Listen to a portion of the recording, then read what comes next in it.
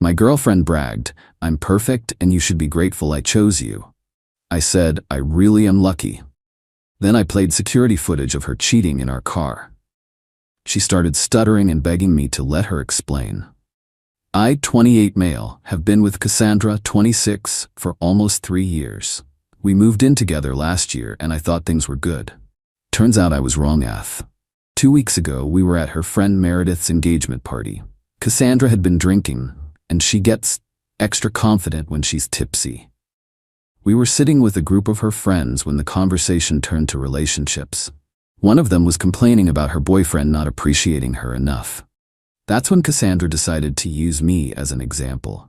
She literally said, "Well, at least your man has ambition. Look at mine. Average job, average looks, drives a 2015 Honda. But he worships the ground I walk on because he knows I'm perfect and he should be grateful I chose him." Everyone went quiet. I just smiled and said, "You're right, I really am lucky."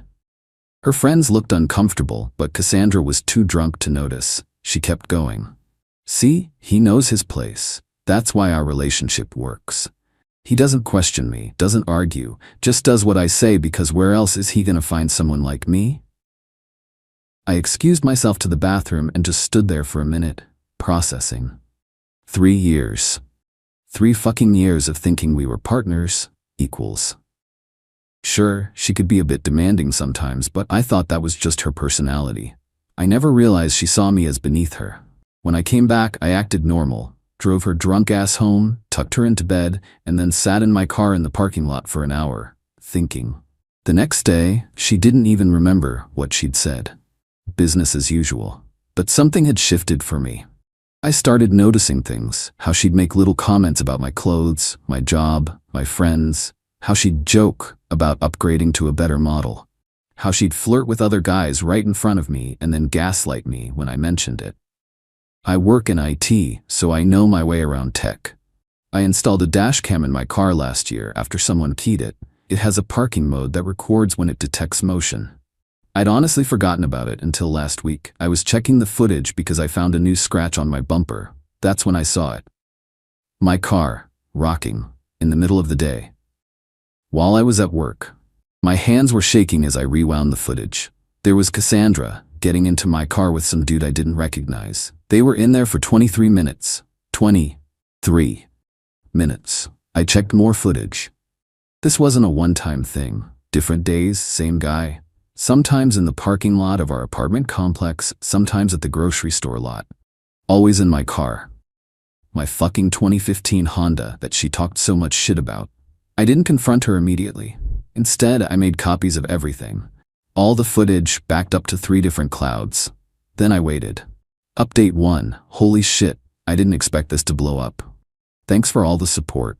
Some of you called me a doormat, and yeah, maybe I was, but not anymore. So after I posted, I spent a week gathering more evidence. I checked our phone bill, we're on a family plan, and found hundreds of texts to a number I didn't recognize. I couldn't see the content, but the timing matched up with the car footage. I also did some digging on social media. The guy in the video? His name is Garrett. He's some trust fund baby who posts gym selfies and drives a BMW M3. Exactly Cassandra's type, apparently. Here's where it gets interesting. Remember Meredith, whose engagement party started all this? She reached out to me privately, said she was sorry about what Cassandra said and that she'd been wanting to tell me something for months. Turns out, Cassandra had been bragging to her friend group about Garrett, calling him her upgrade, and saying she was just waiting for the right time to dump me. But here's the kicker. She wasn't planning to leave until after her birthday next month. Why? Because I'd already put a deposit down for a surprise trip to Cancun. 5-star resort, all-inclusive, the works. She knew about it because she'd gone through my emails. Yeah, I know, red flag I ignored. Meredith sent me screenshots of their group chat. Cassandra literally wrote, "Why would I break up with him before a free vacation? I'll dump his ass when we get back. Maybe I'll even invite Garrett to accidentally run into us there." I was fucking livid. But I kept my cool. I had a plan. Update 2. Alright, time for the confrontation. But first, let me tell you about the entitlement that ramped up this past week. After I found out about the Cancun plan, Cassandra suddenly became the perfect girlfriend. Cooking dinner, being affectionate, even initiated sex for the first time in months. But she also started dropping hints about the trip. I can't wait for my birthday surprise. And I already bought 3 new bikinis for whatever you have planned. She also started making demands, said her laptop was too slow and she needed a new MacBook Pro for her design work. She makes Instagram stories for her friend's boutique. Insisted we needed to upgrade our car because the Honda was embarrassing. Even had the audacity to schedule appointments at dealerships. But the most entitled shit, she invited Garrett to dinner. At our apartment, introduced him as her study partner for some online course she was supposedly taking. This motherfucker sat at my table, ate my food, and had the balls to compliment my girlfriend's cooking. It was takeout she plated. During dinner, they kept making inside jokes and giggling. Garrett made a comment about how some people just settle for less while looking at me. Cassandra almost choked on her wine trying not to laugh. After he left, I asked her how long she'd known him. "Oh, just a few weeks," she said. "He's helping me with my business plan." "What business plan?" I asked. "The one where I finally start living the life I deserve," she said, then claimed she was joking when she saw my face. That night, I canceled the Cancun trip. Got most of my deposit back. Then I did something petty. I booked myself a solo trip to Costa Rica instead. Same dates. The confrontation was planned for Friday night. I invited her to a fancy restaurant, told her I had a special surprise. She spent all day getting ready, posted Instagram stories about big things coming with champagne emojis. She wore a dress that cost more than my car payment. When we sat down, she immediately started talking about how she knew I was going to propose and how she had some concerns about our relationship that we should discuss first. The fucking audacity. I let her talk. She listed all the ways I needed to improve to be worthy of marrying her. Get a better job, dress better, work out more, get rid of my loser friends. She actually pulled out her phone to show me a Pinterest board titled Future Husband Goals with pictures of men who looked nothing like me. When she finally finished, I pulled out my phone. "I have something to show you too," I said. I played the first video. Her face went from confused to pale in seconds. What is this?" "Oh, just some footage from my dash cam. Remember that scratch on my bumper? Found it while looking for evidence." She started stuttering. That's not, you can't." I swiped to the next video. Different day. "There's about 15 more of these," I said calmly. "Funny thing is, you always complained about my car, but apparently it was good enough for your extracurricular activities." She grabbed for my phone, but I pulled it back. The restaurant was quiet enough that people were starting to notice. "Let me explain," she hissed. "It's not what it looks like." "Oh, so you weren't fucking Garrett in my car while I was at work?" Her face went red. "How do you know his name? Your friends have big mouths when they feel guilty." That's when the waterworks started, but not sad tears, angry tears. "You've been spying on me? That's illegal. I'll sue you."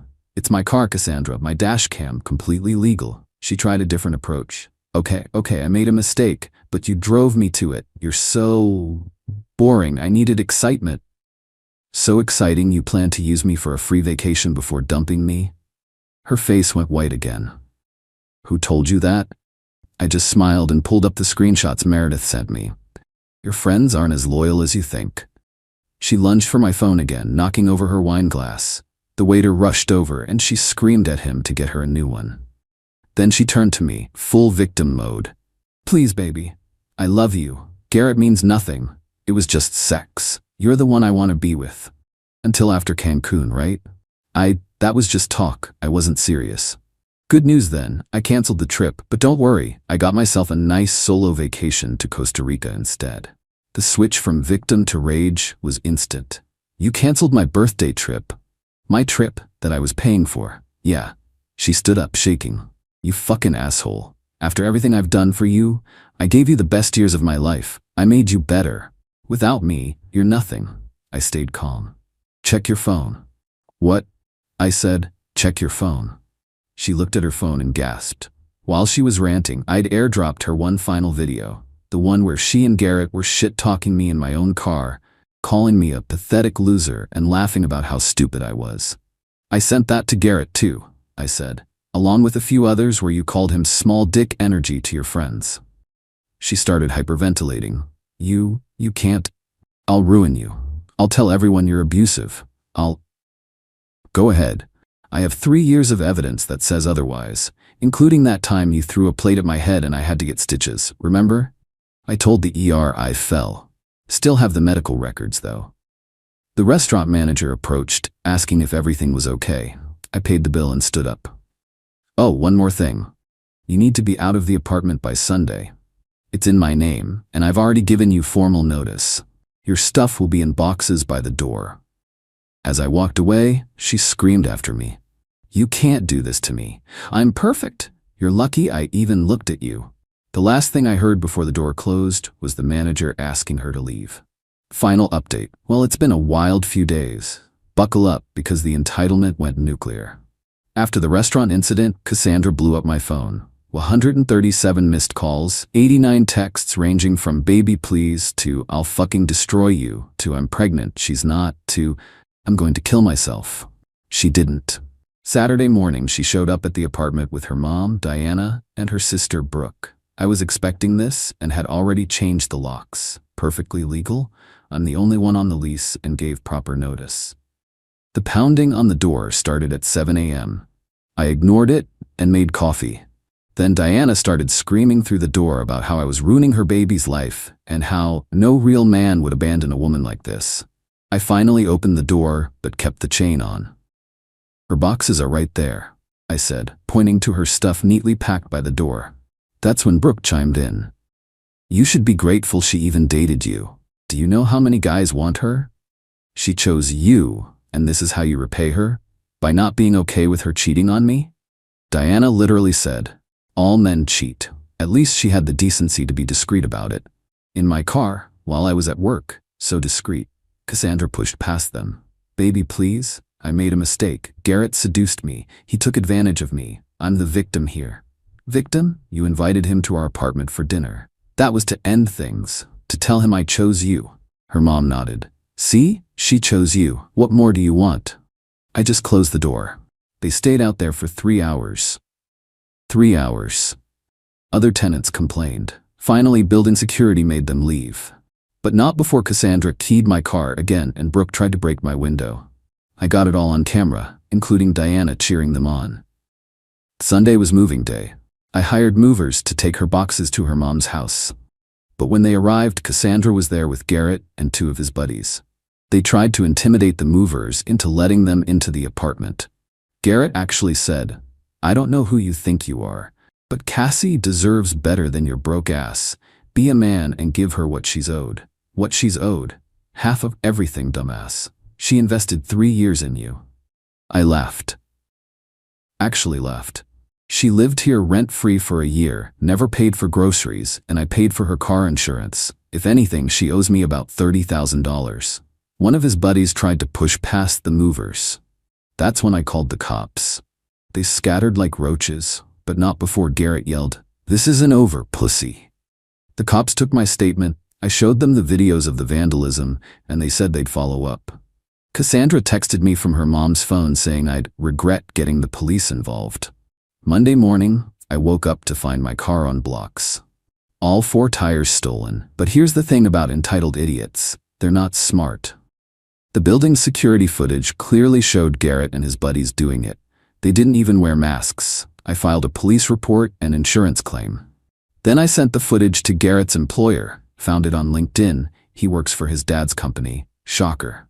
Also sent it to Cassandra's employer, along with the videos of her vandalizing my car. Tuesday, the shit hit the fan.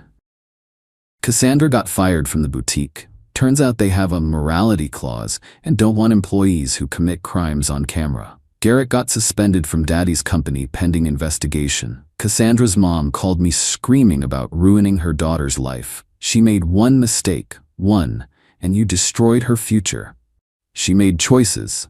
These are consequences. I'll sue you for defamation. Truth isn't defamation. Good luck, though.